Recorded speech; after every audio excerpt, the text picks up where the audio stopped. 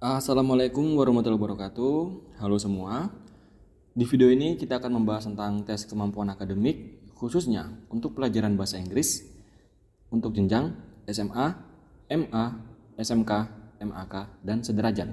Nah, tes kemampuan akademik bahasa Inggris itu dibagi menjadi dua ya, yaitu bahasa Inggris wajib dan juga bahasa Inggris pilihan atau bahasa Inggris tingkat lanjut. Apa sih perbedaan dari kedua tes bahasa Inggris tersebut? Mari kita bahas. Baik, kita bahas dulu ringkasan singkatnya. Untuk TKA Bahasa Inggris Wajib menargetkan kemahiran intermediate atau B1 dengan fokus pada pemahaman teks yang relevan untuk kehidupan sehari-hari, vokasional dasar, dan akademik dasar.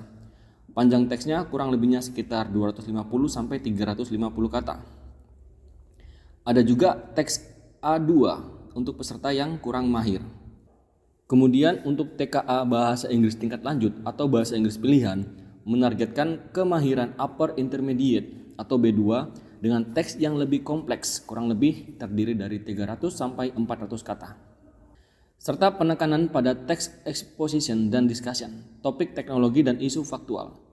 Untuk TKA tingkat lanjut ini tetap menyediakan teks B1 untuk peserta di bawah level B2.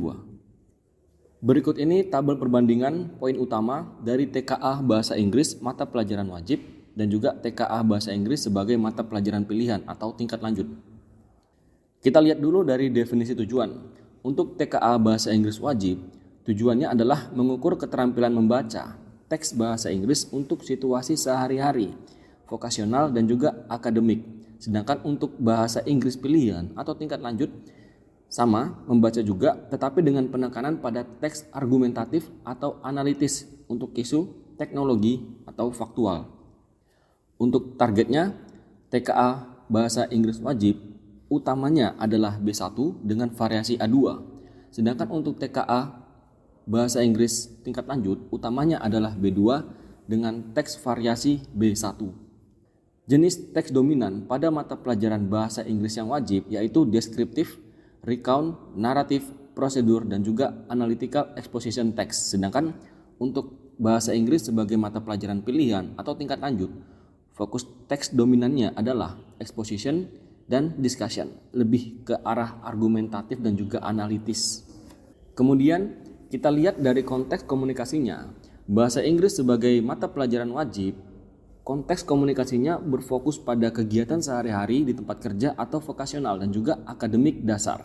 Sedangkan bahasa Inggris sebagai mata pelajaran pilihan atau tingkat lanjut, dia juga berfokus pada komunikasi sehari-hari, vokasi akademik yang lebih spesifik atau topiknya lebih faktual dan teknis.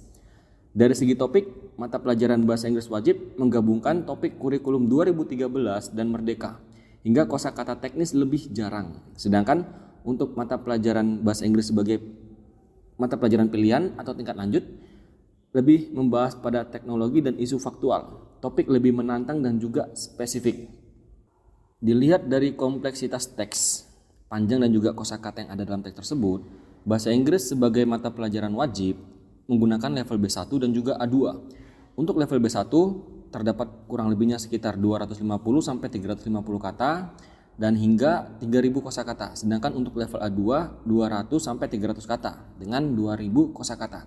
Sedangkan untuk bahasa Inggris sebagai mata pelajaran pilihan atau bahasa Inggris tingkat lanjut nih, dia menggunakan level B2 dan juga level B1. Dan untuk level B2, dia menggunakan 300 sampai 400 kata dengan kosakata hingga 4000 dan level B1 dengan jumlah 250 sampai 350 kata, yang mana jumlah kosakatanya yaitu hingga 3000. Untuk struktur kalimat bahasa Inggris wajib, struktur kalimatnya lebih sederhana, ditambah juga beberapa kompleks, fokus ke kejelasan dari teksnya. Sedangkan untuk bahasa Inggris sebagai mata pelajaran pilihan atau tingkat lanjut, dia strukturnya lebih kompleks, ada variasi klausa lengkap dan juga cohesive device yang kuat. Untuk kompetensi yang diukur, bahasa Inggris wajib 3 level, yaitu pemahaman tekstual, inferensial, evaluasi dan apresiasi.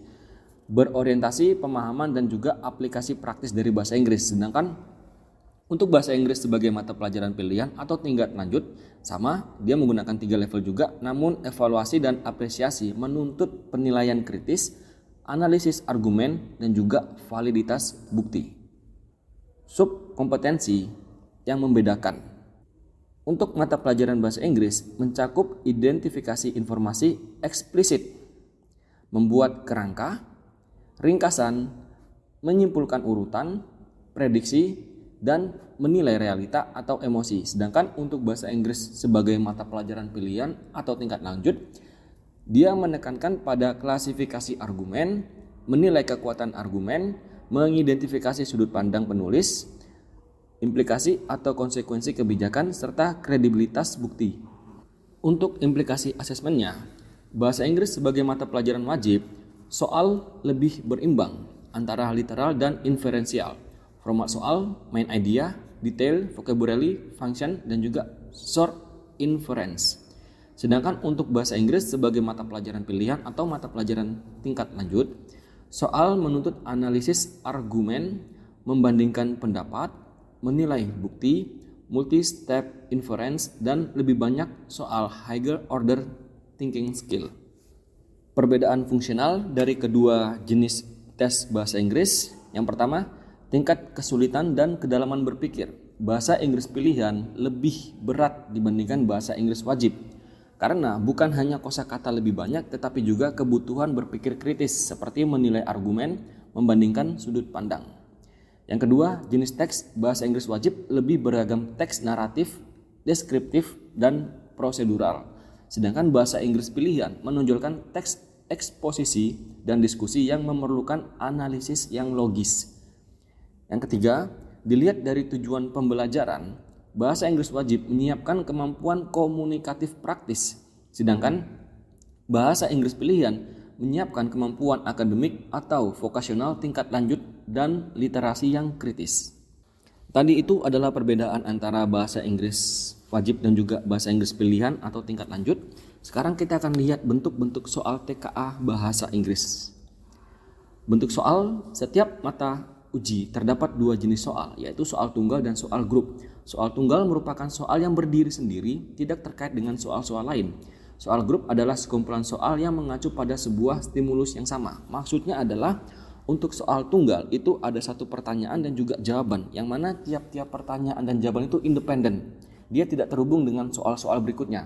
Sedangkan untuk soal grup itu umumnya ada satu teks yang digunakan untuk menjawab beberapa soal sekaligus. Jadi satu teks tersebut akan terhubung dengan soal berikutnya dan juga soal-soal yang lain.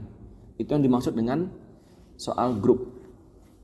Kemudian ada tiga bentuk soal dalam TKA, yaitu pilihan ganda sederhana, pilihan ganda kompleks atau model multiple choice, multiple answers, dan juga pilihan ganda kompleks kategori. Kita bahas dulu tentang pilihan ganda sederhana. Pada soal pilihan ganda sederhana, hanya terdapat satu pilihan jawaban yang benar. Peserta diminta memilih satu jawaban dari pilihan-pilihan yang tersedia.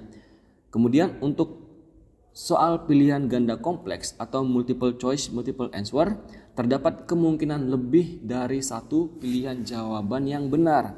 Jadi peserta ini diminta memilih lebih dari satu pilihan yang dianggap benar.